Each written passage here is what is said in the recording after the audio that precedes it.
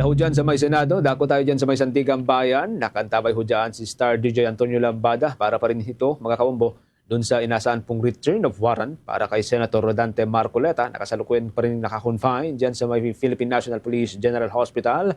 DJ Antonio, kamusta dyan sa may Sandigan Bayan? Yes, homogeneity ay natapos naman ang pagdinig ng Sandigan Bayan 6th Division sa mga opisyal ng Department of Public Works and Highways o DPWH Maropa na may kaugnayan kay co-accused former Bicol Representative Saldico sa malversation case.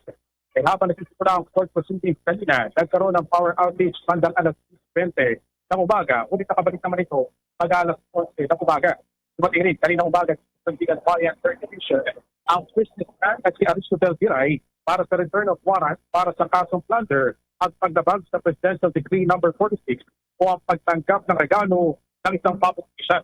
Awa-usado siya ni Senador Rodante Marcoleta at dating Representative Mike Defensor at Joseph Espiritu.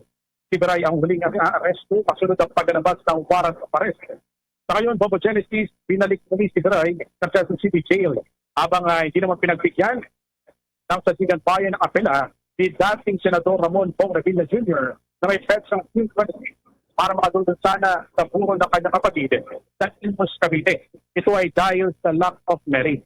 Sa ngayon, Bobo Genesis, hinihintay natin kung dadalo dito sa Sandigan Bayan Senador Rodante Marcoleta dahil ayon nga kay Police Lieutenant Colonel Penali Bayani, Internal Medicine Chief ng Philippine National Police General Hospital, ay stable naman ang kondisyon ng senador, ngunit hindi pa fit for trial. Bobo Genesis. Pero kamusta ang seguridad dyan sa may Sandigan Bayan? Kasi kahapon ng hapon ni-lockdown ng Sandigan Bayan. Ano? Sa ngayon, DJ Antonio, anong usapin sa seguridad ngayon dyan? Yes, so Bobo Genesis, ang seguridad naman natin sa ngayon dito sa Sandigan Bayan ay as of now ay peace naman. Kumbaga maluwag naman at hindi naman katulad kahapon ay naka-lockdown ay naman okay naman itong Sandigan Bayan, Bobo Genesis. Sige, from time to time, maki-update pa rin tayo sa sitwasyon dyan sa may Sandigan Bayan. Maraming salamat, DJ Antonio.